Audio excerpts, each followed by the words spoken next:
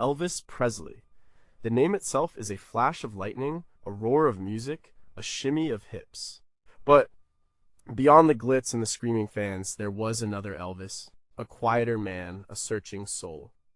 He was the king of rock and roll, yes, but he was also a man deeply, sometimes desperately invested in spirituality. People remember his hits, his movies, his iconic jumpsuits. They often miss the private moments, the hours spent reading spiritual books. The late night talks about God, destiny, and the meaning of life. It's a strange mix, isn't it? A wild rock star, but also a devout gospel singer who won 3 Grammy Awards for his religious recordings. How Great Thou Art wasn't just a song for him. It was a declaration. He owned hundreds, maybe thousands of books on religion, philosophy, and mysticism. His personal library was a testament to a quest for understanding that went far beyond fame and fortune. He was born into poverty, shot to unimaginable stardom, and lived a life many would envy. But he still searched. He still questioned. Did his faith truly guide him? Did it offer peace amidst the chaos of his life? Or did it add another layer of complexity to an already tangled existence? How did his deep Southern Pentecostal roots blend with his later interest in Eastern religions, numerology, and the occult? These aren't just idle questions. They point to a core part of who Elvis Presley was. A man wrestling with the sacred and the profane. A true seeker. This is his story. A story not often told, but one that runs deep beneath the surface of the legend. Number 18. Did Elvis's gospel music reveal his deepest self?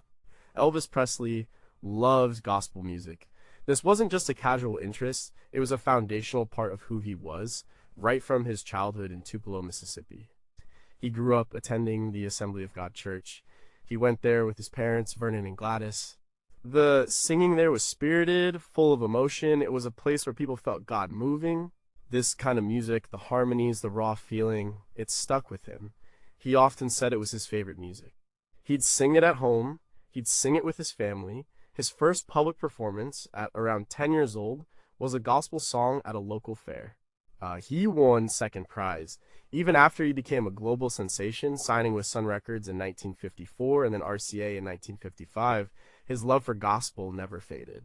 He'd record a rock song, but then off the clock he'd often gather with his band or friends and just sing gospel for hours.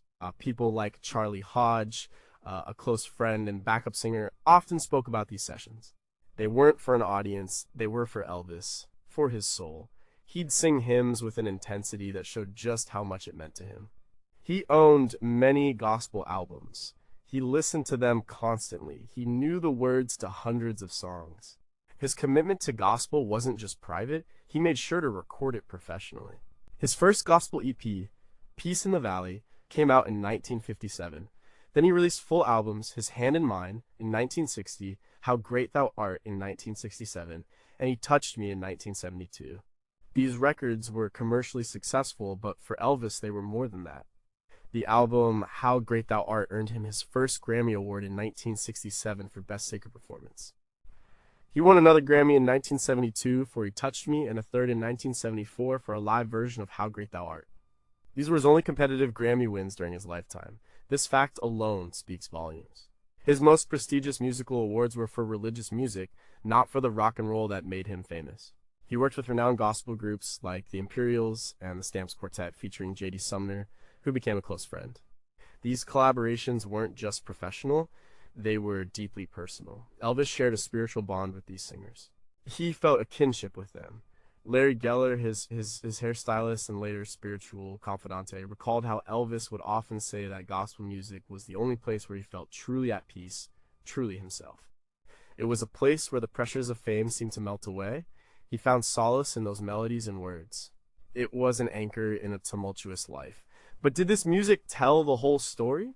Or was it just one facet of a much more complex spiritual journey? Was gospel music a true reflection of his evolving beliefs or a comforting return to childhood certainties? We know he explored many other paths. What did his choice to primarily record traditional hymns say about his openness to other spiritual ideas? Was his gospel music a sanctuary from the world, or an active expression of his deepest, most complicated spiritual truths? Could the simplicity of gospel adequately capture the intricate spiritual quest he was undertaking in his later years? And what parts of his faith, if any, could not be expressed through song? Number 17, how did fame change his relationship with God? Fame hits different people in different ways. For Elvis, it was a tidal wave. From a humble beginning in Tupelo, then Memphis, he became one of the most recognizable faces on the planet almost overnight. This kind of sudden, immense fame can warp your sense of reality. It can make you feel omnipotent or incredibly isolated. For Elvis, it seemed to do both. His childhood faith was simple, communal. It was rooted in a small church, a close family. It was about being part of something bigger together. But fame separated him from that. He couldn't just walk into a church service without causing a riot. The communal aspect of worship, which had been so important to him, was largely lost. He became a spectacle. His connection to the divine had to become more private, more personal, and perhaps more internal. Larry Geller, in his book Elvis and the Memphis Mafia, describes how this isolation fueled Elvis's spiritual seeking. He had everything material, he had millions of fans, but he often expressed feeling a void. He felt a spiritual hunger that no amount of money or applause could fill. This led him to seek answers in books, discussions, and personal reflection. He couldn't rely on the structured church environment anymore. He had to build his own spiritual path. This shift wasn't necessarily a turning away from God, but a changing of the relationship. It became less about organized religion and more about a personal quest for understanding. He searched for meaning beyond the shallow world of celebrity. He questioned the nature of his own destiny. Why had he been chosen for such a life? Was there a higher purpose? His entourage, the Memphis Mafia, witnessed this transformation. George Klein, a lifelong friend, spoke often about Elvis's deep philosophical discussions. They weren't just party talk. Elvis would read aloud from spiritual texts, trying to make sense of his place in the universe. And he felt a responsibility with his fame, a sense that he was meant to do something important. But what that was exactly remained a lifelong question for him. This pressure, this search for purpose, weighed heavily on him. He knew his life was extraordinary. He needed to understand why. Dr. Peter Nazareth, in his academic work on Elvis, has explored how Elvis's fame created a unique spiritual dilemma. He was a symbol to millions, almost a god-like figure to some. This put immense pressure on his own internal spiritual compass. How do you maintain humility when you are worshipped? How do you seek God when people treat you like one? This paradox was at the heart of his spiritual struggles. His fame, while providing incredible opportunities, also created a deep sense of spiritual solitude. It forced him to redefine what faith meant to him. Did his fame make his spiritual journey more profound, or did it make it more convoluted? Was his searching a genuine quest, or a desperate attempt to find meaning in a life that felt increasingly out of control? Could he ever truly reconcile his image as a secular icon with his inner spiritual longings? And in the end, did his fame bring him closer to God, or push him further away? Number 16, was his mother's faith the blueprint for his own? Gladys Presley was the center of Elvis's world. Her influence on him was profound, especially in matters of faith. She was a deeply religious woman, a devout member of the Assembly of God Church in Tupelo. She instilled in young Elvis a strong sense of Christian values, a belief in God, and a love for gospel music. This wasn't just something she taught him, it was something she lived. Her faith was sincere, unwavering, and a source of great comfort to her. Biographers like Peter Guralnick, in his book Last Train to Memphis, paint a clear picture of this bond. Gladys and Elvis were incredibly close. He often said she was the most important woman in his life. Her beliefs shaped his early worldview. She taught him about right and wrong, about God's love, and about the importance of prayer. The church was not just a place they went on Sundays. It was a community. It was a source of moral guidance. It was where Elvis first experienced the power of music to move souls. He saw his mother find solace and joy in that music, in that faith. This early foundation was critical. It gave him a spiritual bedrock that, despite all the twists and turns of his life, he never fully abandoned. Even when he explored other spiritual paths, even when his personal life became chaotic, there was always that core of Christian belief instilled by Gladys. She was the one who nurtured his early singing talent, encouraging him to sing in church. She recognized something special in his voice, something that transcended mere entertainment. But she saw it as a gift from God. When Gladys died suddenly in 1958, Elvis was devastated. This loss was arguably the single most traumatic event of his life. It shook him to his core. In his grief, he clung even more tightly to the spiritual lessons she had taught him. Her death pushed him to question life and death, purpose and meaning, with an even greater urgency. He felt her absence deeply, he missed her guidance, he often spoke about her after her death, about her faith, about the bond they shared. Her memory became a spiritual touchstone for him. His continued love for gospel music, even years after her death, can be seen as a tribute to her. It was a way to stay connected to her values, to the comfort she provided. The purity and emotional honesty of gospel music were things she loved. By singing them, he was, in a way, keeping her spirit alive. Dr. Elaine J. Lawless, a scholar of American religious folklore, has examined the role of maternal figures in shaping religious identity in the South, and Elvis's relationship with Gladys perfectly illustrates this academic perspective. Her faith wasn't just a set of rules, it was a living, breathing part of their family life. But was Gladys's simple, straightforward faith enough for the complex life Elvis would lead? Did her blueprint eventually become too confining, leading him to search for answers beyond its boundaries? How did his later, more esoteric explorations reconcile with the foundational Christianity she instilled?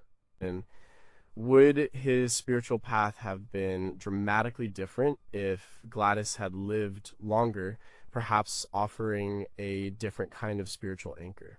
Number 15, what role did Larry Geller play in his spiritual awakening? Larry Geller wasn't just Elvis Presley's hairdresser. He became his spiritual confidante, his guru, his intellectual sparring partner. Their relationship started in 1964. It quickly evolved beyond just styling hair. Geller was deeply interested in metaphysics, Eastern religions, numerology, and various spiritual philosophies. He had an extensive library of books on these subjects. When Elvis discovered Geller's interest, a powerful connection formed. Elvis was hungry for knowledge, hungry for answers, and Geller had a lot to share. Geller introduced Elvis to a world of spiritual thought far beyond the confines of his Southern Baptist upbringing. He brought books like The Impersonal Life, Your Guide to God Realization, and works by Paramahansa Yogananda, Madame Blavatsky, and Khalil Gibran into Elvis's orbit. These weren't just casual reads. Elvis devoured them. He'd spend hours discussing these concepts with Geller, often late into the night. He'd underline passages, make notes, and challenge ideas. Geller became the conduit for a massive influx of new spiritual information. This period, roughly from 1964 until his death, marked a significant expansion of Elvis's spiritual quest. He was trying to reconcile his Christian roots with these broader, more universal spiritual concepts. He was looking for common threads for a unified understanding of God and the universe. Geller wasn't just passively handing him books. He was actively engaging with Elvis, explaining complex philosophies and helping him navigate this new intellectual landscape. He became a crucial guide in Elvis's spiritual journey. Colonel Tom Parker, Elvis's manager, reportedly disliked Geller's influence. He saw it as a distraction, as something that took Elvis's focus away from his career. But Elvis was firm. He valued these discussions. He valued the search for deeper meaning. He even tried to share these ideas with others in his inner circle, holding court and expounding on spiritual concepts. While many of the Memphis Mafia members were initially skeptical, some, like Charlie Hodge, acknowledged Elvis's sincere desire to understand. Geller's accounts, detailed in his books and interviews, provide invaluable insights into Elvis's private spiritual struggles. He witnessed firsthand Elvis's intense yearning for truth, his frustrations with the superficiality of fame, and his deep desire to connect with something larger than himself. Geller saw Elvis not just as a rock star, but as a genuine spiritual seeker. He helped Elvis articulate questions and find resources to explore them. This wasn't about converting Elvis to a new religion.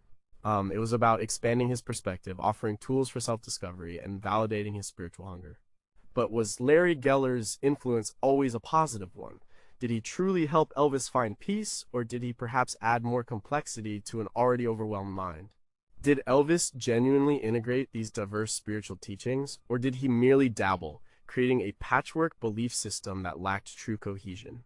And how much of Geller's narrative is colored by his own perspective, potentially overstating his role in Elvis's deeper spiritual struggles? Number 14, how did addiction cloud his spiritual quest?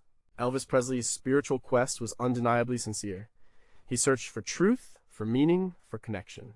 But this search took place against a backdrop of increasing drug use, primarily prescription pills.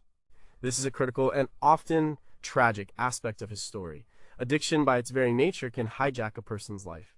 It creates a powerful, often debilitating struggle between the desire for clarity and the pull of the substance.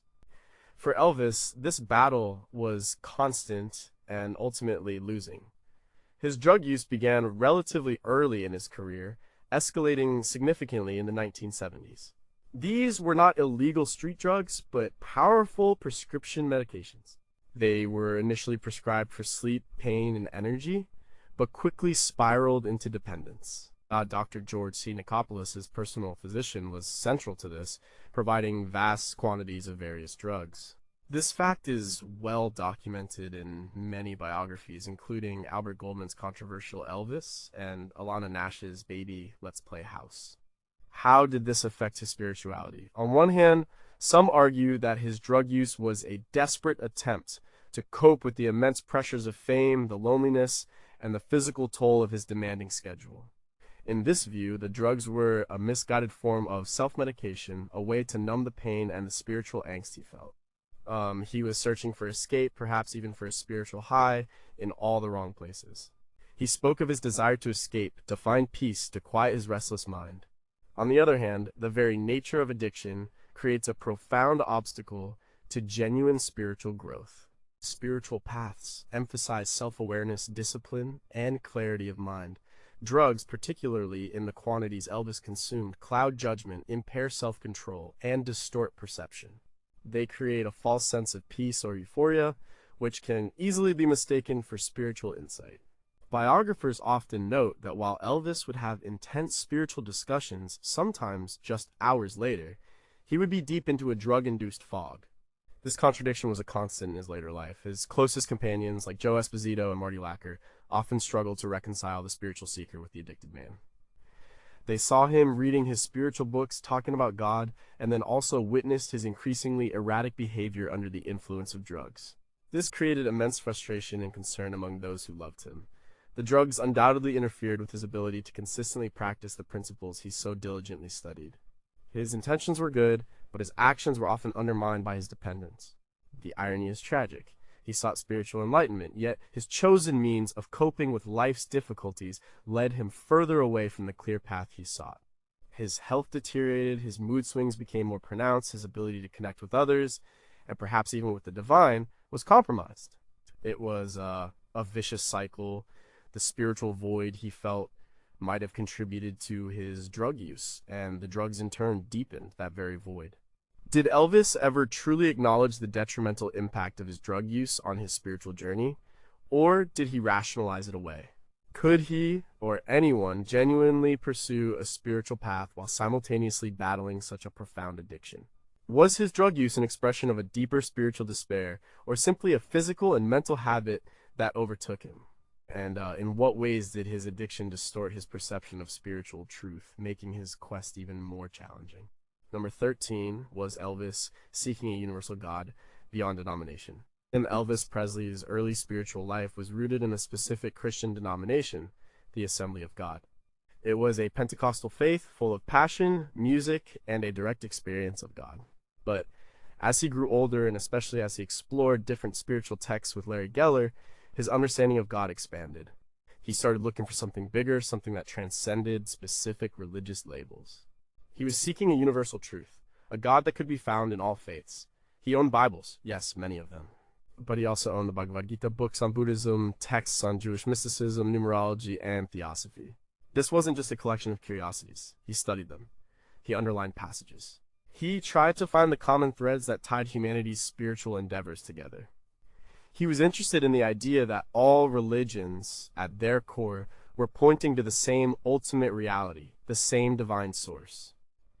He wanted to understand the one truth that he believed existed beneath all the different rituals and dogmas. This intellectual curiosity reflected a growing openness. He wasn't abandoning his Christian faith entirely.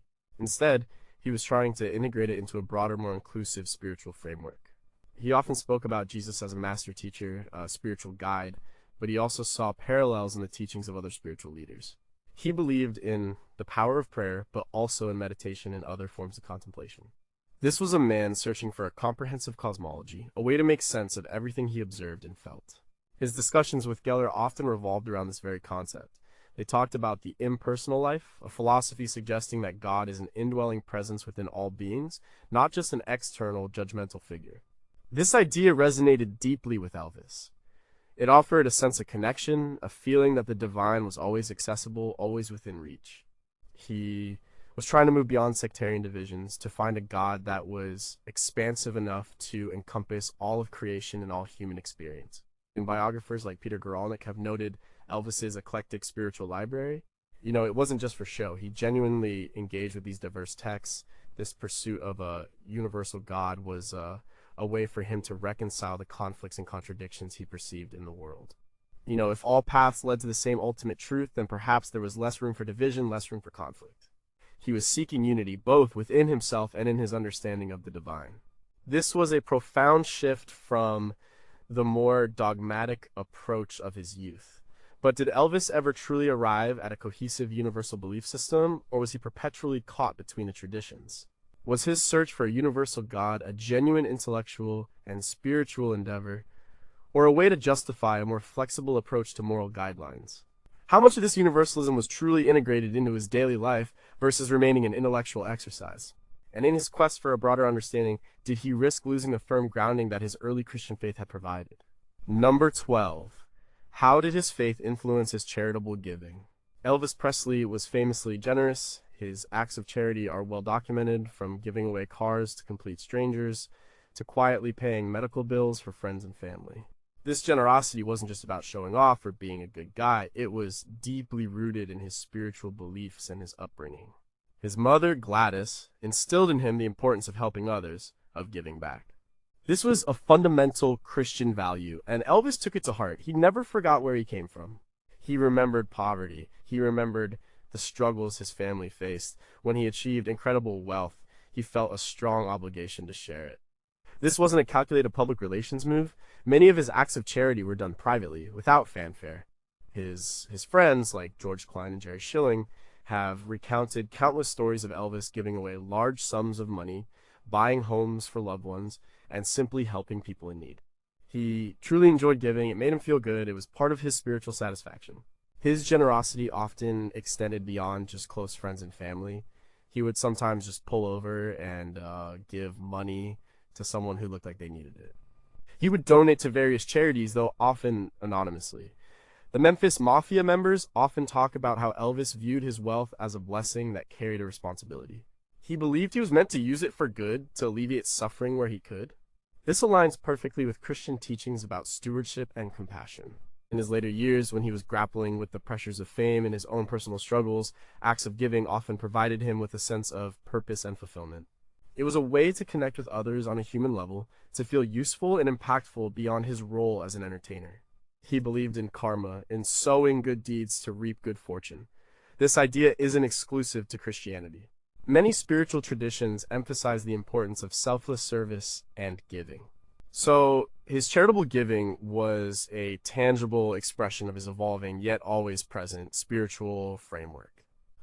Even Colonel Tom Parker, who is famously shrewd with money, couldn't stop Elvis from giving. While Parker tried to manage Elvis's finances, Elvis often found ways to be spontaneously generous, bypassing formal accounting. This illustrates how deep-seated this impulse was for him. It wasn't a financial decision, it was a heart decision, a spiritual decision. He saw it as part of his duty, part of his spiritual path. Giving brought him joy and a sense of righteousness. It connected him back to the humble, charitable values of his youth. But was his overwhelming generosity sometimes a way to compensate for his personal failings or inner turmoil? Did he ever feel that his financial giving was a substitute for deeper spiritual work or a way to buy spiritual credit? How did the sheer scale of his wealth influence his perception of charity, making grand gestures sometimes seem ordinary to him? And did his giving genuinely address the root causes of suffering, or was it largely reactive and impulsive? Number 11, did Elvis believe in reincarnation or an afterlife? The question of what happens after death is central to most spiritual beliefs, and Elvis Presley was no exception. He deeply pondered the concepts of an afterlife, a soul's journey, and even reincarnation. His Christian upbringing would have given him a clear framework: heaven, hell, and the resurrection. But as he delved into Eastern philosophies and mystical texts, his views broadened and became more complex. Larry Geller, his spiritual mentor, confirmed Elvis's intense interest in these subjects. They discussed reincarnation at length. Elvis read books that explored the idea of past lives, of souls returning to Earth to learn lessons and evolve. He would sometimes speculate about his own past lives, wondering what he might have been, what purpose he had been given. This wasn't just idle chatter, it was a serious intellectual and spiritual inquiry for him. He was trying to make sense of his extraordinary life. Why him? Why this path? Reincarnation offered a framework for understanding destiny and purpose across multiple lifetimes. However, his belief in an afterlife, particularly a Christian heaven, never fully left him. His profound grief over his mother Gladys's death in 1958 was a turning point. He desperately wanted to believe he would see her again. This desire for reunion, for continued existence beyond the physical body, was a powerful motivator for his spiritual seeking. He often spoke of Gladys, of his expectation to be with her again. This hope offered him solace in his deepest sorrows. It was a core part of his faith. So Elvis seemed to hold both beliefs simultaneously. He embraced the traditional Christian concept of a personal heaven and reunion with loved ones, while also exploring the more cyclical evolutionary concept of reincarnation. This isn't necessarily contradictory within a broad universalist spiritual framework. Many who seek a broader truth try to find harmony between different explanations of postmortem existence. He was trying to piece together a coherent understanding of the soul's journey, one that could explain not only his current life, but also his ultimate destiny. His close friends like Joe Esposito recall Elvis speaking about the soul's journey, about energy never truly dying, just changing form. These were often late-night discussions fueled by his readings and his own internal reflections. He was trying to find comfort, yes, but also a deeper philosophical understanding of existence. He sought answers to the biggest questions. Where do we come from? Where do we go? What is our purpose? The answers he explored were varied, drawing from diverse sources. Did Elvis ever fully reconcile these different views on the afterlife and reincarnation into one coherent belief? Was his interest in reincarnation more of an intellectual curiosity, while his comfort lay more deeply in Christian concepts of heaven? How did these beliefs affect his fear of death, or did they alleviate it? And if he believed in an eternal soul, how did he reconcile that with the destructive lifestyle he sometimes pursued? Number 10. What was the true nature of his faith during the Army years? Elvis Presley joined the U.S. Army in March 1958, a time that profoundly impacted his life. His mother Gladys died in August of that same year while he was in basic training. This period was a crucible for his faith. Away from the spotlight, away from the constant adulation, he was just another soldier. This enforced normalcy, coupled with immense personal tragedy, stripped away much of the superficiality that came with his celebrity. His time in the Army, particularly his deployment to Germany, is often seen as a period where he matured significantly. While there, he didn't have the same access to his usual entourage or the distractions of Hollywood. This gave him more time for introspection. He attended church services while in Germany. Accounts from fellow soldiers and biographers indicate that he continued to rely on his Christian faith for comfort and strength, especially after Gladys's death. He found solace in prayer and in the familiar hymns. The death of his mother devastated him. His grief was immense and public. He wept openly at her funeral. In the aftermath, his spiritual beliefs were tested. He questioned why such a loving God would take his mother so young, but instead of abandoning faith, he seemed to cling to it even tighter. It became his anchor in a sea of sorrow. He found strength in the promise of reunion, in the idea that she was in a better place. This was a critical reinforcement of his foundational Christian beliefs. It was also during his time in Germany that he met Priscilla Beaulieu, who would later become his wife. He often spoke to her about his mother, about his spiritual beliefs, and about his search for meaning. These conversations were deeper than the typical celebrity chatter. He was trying to articulate his understanding of God and the universe to someone he was growing close to. Priscilla's own recollections, detailed in her book Elvis and Me, touch on these early spiritual discussions, indicating that Elvis's faith was a serious and active part of his daily life even then. The Army years, therefore, served as a period of grounding and reaffirmation for Elvis's core Christian faith. It was a time of stripping away the excess, forcing him to confront mortality and loss directly. He learned resilience, he learned to rely on his inner spiritual resources.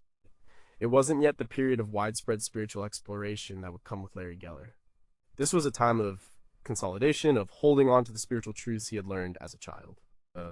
He was leaning on the familiar comforts of his Pentecostal roots, even as he was maturing into a man. Did his time in the army truly strengthen his original Christian faith, or did it merely provide a temporary return to comfort in a time of crisis? Were his spiritual musings during this period primarily driven by grief, or were they genuine explorations of deeper truths? How did the structured, disciplined environment of the military clash with his own free-spirited nature and spiritual inclinations? And did the forced removal from the public eye give him a unique clarity, or simply a different set of pressures? Number 9. What was the impact of the impersonal life on his worldview? The Impersonal Life is a spiritual text, first published anonymously in 1926, that became hugely influential for Elvis Presley. Larry Geller introduced him to this book, along with many others, and it quickly became one of Elvis's absolute favorites. He carried copies of it, gave them to friends, and referenced it constantly. This book played a pivotal role in shaping his worldview, moving him beyond traditional dogmatic Christianity into a more universal and introspective understanding of God. The core message of the Impersonal Life is that God is not a separate external entity.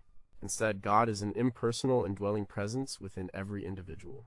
The book encourages readers to recognize this divine spark within themselves, to listen to the voice of this inner God, and to align their lives with its guidance. This concept deeply resonated with Elvis, who often felt a disconnect between the public persona he presented and the private spiritual seeker he truly was. The idea that divinity resided within him offered a profound sense of personal power and responsibility. This teaching encouraged him to look inward for answers, rather than relying solely on external religious authority. It empowered him to forge his own path. It also provided a framework for understanding that all people, regardless of their background or religion, possess this divine essence. This aligned with his growing interest in a universal God, one that transcended specific denominations and doctrines. The book suggested that true spiritual wisdom comes from direct experience, from listening to that inner voice, rather than from dogma or ritual alone. The biographers and those close to Elvis, like Charlie Hodge, frequently mention how the Impersonal Life became a touchstone for him. He would read passages aloud, discuss its meaning with intensity, and urge others to read it. He believed it held profound truths. It spoke to his longing for authenticity and his desire to find a deeper purpose beyond his fame. It offered a way to reconcile his celebrity life with his spiritual aspirations, suggesting that his purpose might be to share love and light guided by his inner divine presence. The book's emphasis on living in the present moment, on recognizing one's own divine nature, and on loving others unconditionally deeply influenced Elvis. It provided a philosophical underpinning for his generosity and his often expressed desire to bring happiness to people. It was a message of self-empowerment and universal connection, offering a spiritual compass in a world that often felt chaotic and isolating. It wasn't just a book for him, it was a manual for living a more spiritually aware life. The Impersonal Life offered genuine clarity, or did its abstract concepts sometimes add to his existing confusion? Was his enthusiasm for the book a testament to its profound impact, or did he sometimes misinterpret its teachings to suit his own desires? How did the book's emphasis on inner divinity affect his relationship with traditional prayer and external religious practices? And in what ways did its teachings either help or hinder him in his battle against personal demons and addiction? Number 8, was Elvis's religious eclecticism a strength or a weakness? Elvis Presley's spiritual journey was remarkably eclectic. He started with a strong traditional Christian foundation, but then he branched out significantly. He explored Eastern religions like Buddhism and Hinduism, delved into numerology, read about theosophy, ancient philosophies, and various mystical traditions. He collected books from all these different paths. This eclecticism was a defining characteristic of his later spiritual life. On one hand, this openness could be seen as a great strength. It showed a genuine curiosity, a hunger for truth that wasn't limited by dogma or tradition. He wasn't afraid to question, to seek answers beyond what he was taught as a child. This breadth of inquiry suggests a mind actively engaged in understanding the universe and his place within it. He was trying to find common ground to piece together a unified theory of spirituality that could make sense of his complex experiences. This holistic approach is often praised in modern spiritual circles. He was ahead of his time in many ways, seeking a universal truth before it became widely popular. He believed that all religions contained elements of the same ultimate truth. He looked for the shared wisdom, the universal principles of love, compassion, and self-discovery. Larry Geller, his spiritual guide, often facilitated this eclectic exploration, bringing him books and ideas from diverse sources. Elvis would discuss how different traditions express similar ideas in different ways. He was trying to find the underlying spiritual code that connected humanity. This broad perspective offered him a rich tapestry of understanding, potentially allowing him to find solace and insight in many places. However, this eclecticism also presented challenges. Could such a diverse collection of beliefs truly coalesce into a coherent guiding philosophy? Or did it sometimes lead to a fragmented understanding, a spiritual smorgasbord without a solid core? Some critics, and even some close to him, wondered if he was simply dabbling, taking bits and pieces that appealed to him without truly integrating the deeper tenets of each tradition. This could lead to superficial understanding rather than profound realization. The sheer volume of information could also be overwhelming. For someone already struggling with the pressures of fame and personal issues, trying to synthesize so many complex spiritual systems could add to mental fatigue rather than bring clarity. Was he truly integrating these philosophies, or was he picking and choosing what suited his immediate needs or desires? There's a fine line between open-minded exploration and a lack of grounding. Did Elvis's spiritual eclecticism ultimately provide him with a deeper, more comprehensive understanding of the divine, or did it leave him spiritually unanchored? Was his broad search an evolution, or a symptom of his underlying restlessness and inability to commit to one path? How did this diverse set of beliefs manifest in his daily actions and decisions, beyond just his conversations? And could he truly embrace diverse spiritual truths while simultaneously battling his profound personal struggles, or did they further complicate his inner world? Number 7. How did his beliefs shape his performances? Elvis Presley's performances were legendary for their intensity, their charisma, and their raw emotional power. It's easy to see them as purely entertainment, but a closer look reveals that his spiritual beliefs subtly, and sometimes not so subtly, influenced what he did on stage. His deep connection to gospel music, for instance, infused his rock and roll with a certain soulful passion. He brought the fervor of the church house to the concert hall. When he sang gospel songs, whether in a recording studio or during informal jam sessions backstage, it was clear this was more than just a performance. It was an act of worship for him. He poured his whole heart into those songs. When he sang a rock song, that same intensity often came through. The way he moved, the way he commanded the stage, had an almost evangelistic quality to it. He could electrify an audience, not just with his sex appeal, but with an almost spiritual energy. He saw himself in some ways as a conduit, a vessel for something bigger than himself. His belief in giving love and happiness to his fans was also part of his spiritual outlook. He genuinely wanted to connect with people, to make them feel good, to lift their spirits. This wasn't just a professional duty, it was a personal mission. He often expressed how important it was for him to give a great show, to make his audience happy. His desire to serve, to uplift, aligns with many spiritual teachings about compassion and selfless action. He saw his talent as a gift, and he felt compelled to share that gift. In his later years, particularly during his Las Vegas residencies and touring, his performances sometimes became almost a spiritual experience for the audience. He would often end shows with powerful gospel numbers, bringing a spiritual climax to the secular spectacle. This blending of the sacred and the profane was unique to Elvis. It showed how deeply intertwined his spiritual and artistic lives were. He was searching for meaning on stage, just as he was off stage. His stage presence, his aura, his ability to captivate were often described in almost mystical terms by fans and critics alike. He often spoke about the energy exchange with the audience. He felt their love and tried to give it back. This was not just showmanship, it was a genuine connection, a spiritual communion of sorts. He aimed to move people, to touch their souls, not just their feet. This intention was a direct reflection of his personal spiritual quest. He channeled his inner turmoil, his searching, his joy, and his pain into his art. The stage became a pulpit, a confessional, and a temple all at once for him.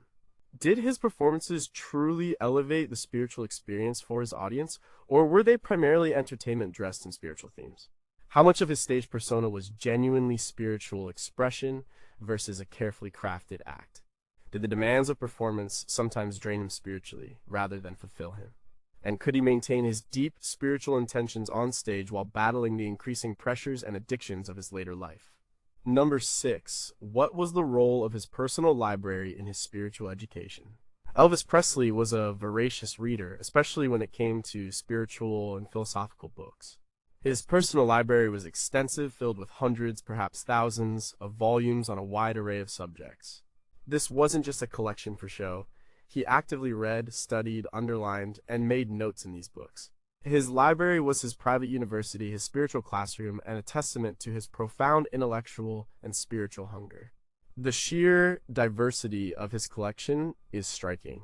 It included multiple versions of the Christian Bible, but also texts on Buddhism, Hinduism, Islam, Judaism, numerology, astrology, theosophy, Rosicrucianism, and New Age philosophies. He had works by Paramahansa Yogananda, Khalil Gibran, Madame Blavatsky, and other spiritual thinkers. Larry Geller, his spiritual guide, was instrumental in building this library, sourcing books for Elvis from all over. These books were not just sitting on shelves, they were constantly being read, discussed, and absorbed. For Elvis, these books were tools for understanding himself and the universe. He sought answers to fundamental questions. What is the meaning of life? What is my purpose? What happens after death? Who is God? He looked for common truths, for the universal principles that he believed underpinned all religions and spiritual paths. His reading was a solitary pursuit, often done late at night in the quiet hours when the world of fame receded. This was his time for reflection and study. The books provided him with a language to articulate his complex feelings and observations. They offered different perspectives on the struggles he faced. When he felt overwhelmed by fame or by personal disappointments, he would often turn to his books for solace and guidance. They were a source of wisdom, a way to connect with ancient and modern thinkers who had grappled with similar existential questions. His close friends often observed him reading, highlighting passages, and then eager to discuss what he had learned. This personal library reflects Elvis's commitment to self-education in spiritual matters. He didn't rely solely on others to tell him what to believe. He actively sought knowledge, comparing different viewpoints and forming his own understanding. It was a deeply personal quest for truth, undertaken in the privacy of his homes. The books were his companions, his teachers, and his silent witnesses to a soul deeply engaged in a lifelong search for meaning. They were a constant source of inspiration and challenge for him. Did the sheer volume of spiritual texts he consumed truly lead to enlightenment, or did it sometimes create an overwhelming sense of conflicting information? Was his extensive reading a sign of deep commitment or an escape from more active engagement with the world?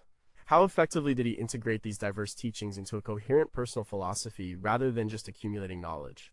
And did his private spiritual studies ever truly offer him lasting peace, or did they simply fuel an insatiable, restless search? Number 5. How did his Pentecostal roots stay with him? Elvis Presley's spiritual journey started in the Pentecostal Assembly of God Church in Tupelo, Mississippi. This early experience was foundational. It wasn't just a place he went, it was an environment that shaped his understanding of God, music, and emotional expression. The Pentecostal tradition is known for its vibrant worship, its emphasis on direct experience of the Holy Spirit, and its fervent gospel music. These elements stayed with Elvis throughout his life, even as he explored other spiritual avenues.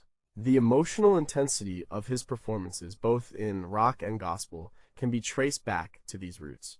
Pentecostal worship is often characterized by passionate singing, clapping, and a deep emotional connection to the divine. Elvis learned to sing with his whole body, his whole soul, in that church. The raw, uninhibited emotion he displayed on stage was deeply ingrained in him from those early days. He brought the fervor of a revival meeting to his concerts. He wasn't just performing, he was feeling it. His lifelong love for gospel music is the most obvious manifestation of his Pentecostal roots. As discussed earlier, he recorded numerous gospel albums and won multiple Grammys for them. This was the music that resonated most deeply with him. It was his comfort, his solace, and his truest musical expression. The themes of redemption, salvation, and divine love in gospel music were central to his childhood faith, and they remain central to his adult spiritual landscape. He often referred to it as truth music. Even when he was studying Eastern religions or metaphysics, the core tenets of his Christian upbringing never fully left him. He still believed in God, in Jesus, and in the power of prayer. He often tried to reconcile these new teachings with his existing Christian framework. He saw Jesus as a master teacher, a spiritual guide, which could fit within a broader spiritual understanding. But his personal devotion to Christ remained. He would often close his shows with a hymn or a prayer, bringing a touch of his sacred roots to the secular stage. His charitable giving, his sense of right and wrong, and his moments of deep introspection all bore the imprint of his early faith. Gladys, his mother, was instrumental in instilling these values. They were part of his moral compass. While his later years were complex and marked by struggle, the foundational elements of his Pentecostal upbringing remained an undeniable part of his spiritual identity. It was the bedrock upon which all his later explorations were built. Even when he moved away from organized religion, the spiritual instincts he learned as a child persisted. Did his Pentecostal roots provide a stable anchor, or did they sometimes create an internal conflict with his later spiritual explorations? How did the ecstatic, emotional nature of his early faith translate into his later, more intellectual spiritual quest? Was his return to gospel music in later years a genuine embrace of his origins or a nostalgic comfort in a chaotic life?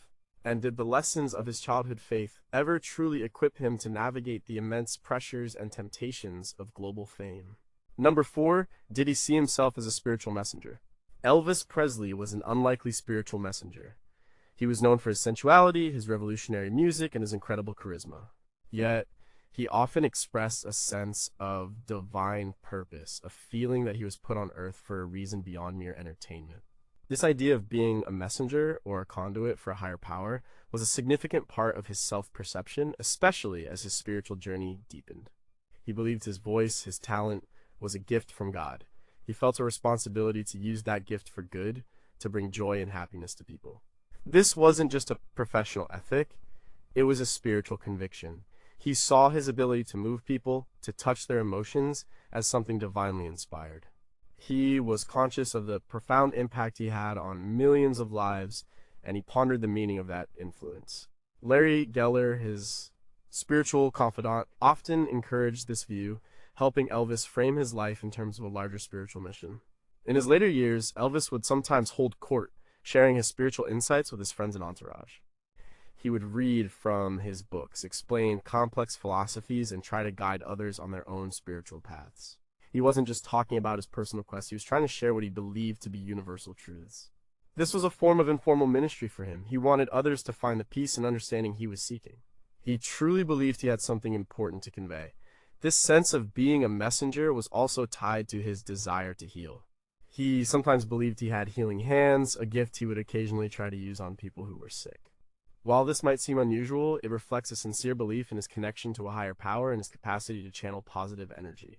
This wasn't about ego, it was about believing in his unique spiritual potential, a potential he felt was given to him for the benefit of others. Biographies like Elvis and the Memphis Mafia by Alana Nash describe these moments, painting a picture of a man wrestling with extraordinary abilities and responsibilities. His songs, particularly his gospel recordings, were clearly messages of faith and hope. But even in his secular music, he often infused emotion and meaning that transcended simple pop lyrics. He sought to connect with people on a deeper level, to convey feelings that resonated with their own struggles and joys. He was trying to communicate something universal about the human condition.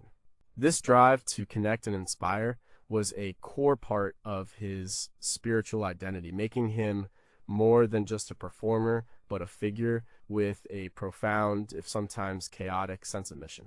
Did Elvis's belief that he was a spiritual messenger empower him, or did it add an impossible burden to his already tumultuous life?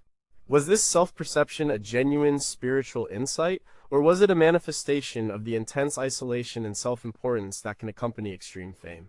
How did his personal struggles with addiction reconcile with his image as a spiritual guide or healer?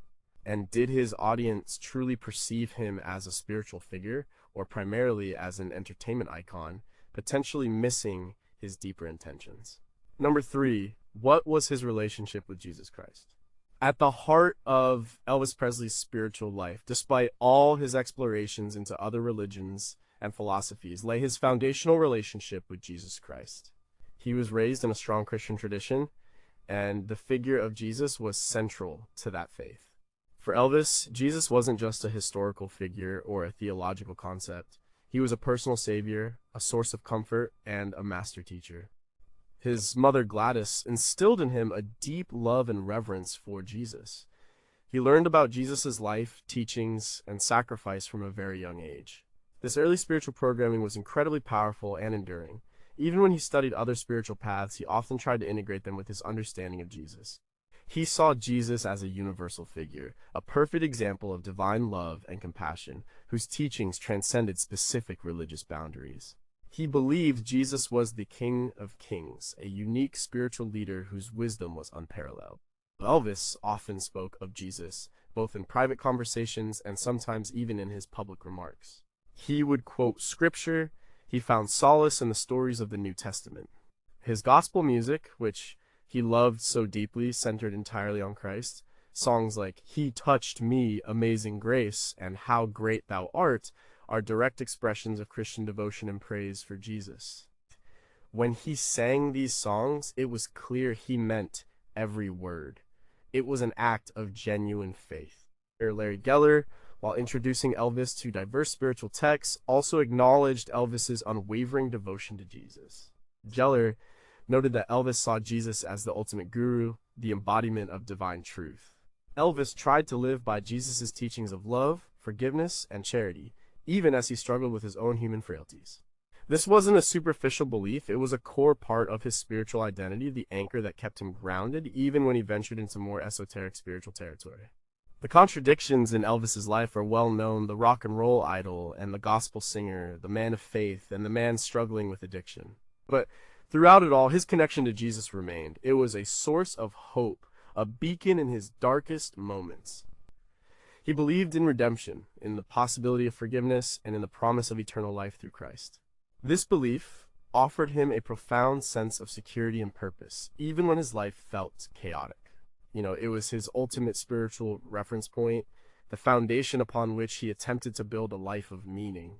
Did Elvis's deep personal relationship with Jesus Christ truly provide him with enduring peace, or did his struggles often make him feel unworthy of that grace? How did he reconcile the explicit teachings of Jesus with the more universalist and sometimes self-empowering messages of his other spiritual readings? Was his constant return to Jesus a testament to unwavering faith, or a desperate attempt to find an ultimate answer amidst his confusion? And in what ways did his public image as a secular icon both help and hinder his ability to openly express his profound devotion to Christ? Number 2, did Elvis's search for meaning ever bring him true peace? Elvis Presley's life was a relentless search for meaning. From his humble beginnings through unimaginable fame and into his personal struggles, he was always looking for something more. He sought answers in music, in wealth, in love, and most profoundly, in spirituality. The question is, did this lifelong quest ever bring him true and lasting peace? His spiritual explorations were intense. He read countless books, engaged in deep discussions, and tried to integrate diverse philosophies. He sought to understand God, his purpose, and the nature of existence. He found moments of clarity, moments of joy, and moments of profound spiritual insight. His gospel music, his charitable acts, and his sincere desire to help others all point to a man deeply committed to finding a meaningful path. And in these moments, he likely experienced a profound sense of peace and fulfillment. However, the reality of his life suggests that true, sustained peace often eluded him. He battled loneliness, the pressures of fame, and a devastating addiction to prescription drugs. These internal and external struggles constantly pulled him away from the serenity he sought. Larry Geller, his spiritual confidant, often spoke of Elvis's frustration. He would find a new book, a new concept, a new path that promised enlightenment, and he would embrace it with enthusiasm. But the underlying turmoil, the demons he fought, often remained. The paradox of Elvis's life is stark. He achieved everything the world could offer, yet he seemed to remain profoundly restless. He acquired immense spiritual knowledge, but this knowledge didn't always translate into consistent inner tranquility. His search was passionate, but it often seemed to lead to more questions, more complexity, rather than definitive answers. He would experience flashes of insight, moments of profound connection, but these were frequently overshadowed by his personal struggles and the demands of his celebrity. And biographers like Peter Guralnick highlight the recurring patterns of hope and disillusionment in Elvis's life. He would find a new spiritual text, feel invigorated, share its teachings, and then succumb to the pressures and temptations that surrounded him. This ebb and flow suggests that while the search itself was meaningful, the desired destination of lasting peace remained elusive. His death at 42, attributed to cardiac arrest but heavily linked to his drug abuse, tragically underscores this point.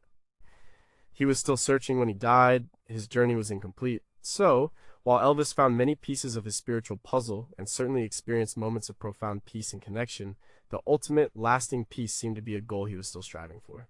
His search was an authentic one, filled with sincerity and passion. But it was also a deeply human one, marked by struggle, contradiction, and the relentless challenges of an extraordinary life. His quest was as much about the journey itself as it was about reaching a final destination. Did Elvis's relentless spiritual quest primarily reflect a genuine search for ultimate truth, or was it a coping mechanism for the immense pressures and inner turmoil he faced? Could true peace ever be found in the kind of isolated, celebrity-driven existence he lived, regardless of spiritual pursuit? How much did his unaddressed emotional and psychological issues prevent him from fully integrating spiritual teachings into a peaceful life?